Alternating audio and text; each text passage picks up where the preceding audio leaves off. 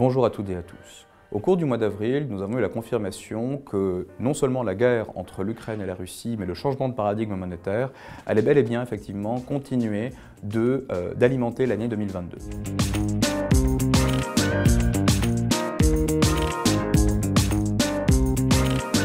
Premièrement, la guerre entre l'Ukraine et la Russie continue de faire rage et continue effectivement de pousser à la hausse les prix de l'énergie. Les décisions prises par l'Union européenne en matière d'importation de produits énergétiques en provenance de la Russie continuent effectivement d'exercer une pression haussière sur le prix du baril qui lui-même va venir alimenter l'inflation des pays européens. À ce titre, notons par ailleurs que l'inflation commence effectivement à peser sur le pouvoir d'achat des ménages puisque la consommation des ménages français lorsqu'on regarde effectivement les chiffres du PIB qui ont été publiés à la fin du mois, montrent effectivement déjà un recul de la consommation des ménages.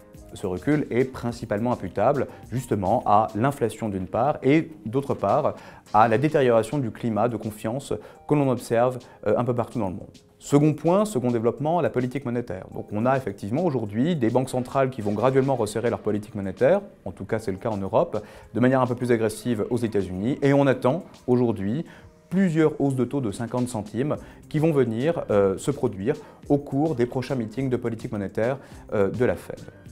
Le nouveau point, le nouveau développement récent qu'on a observé au cours du mois d'avril nous provient de la Chine.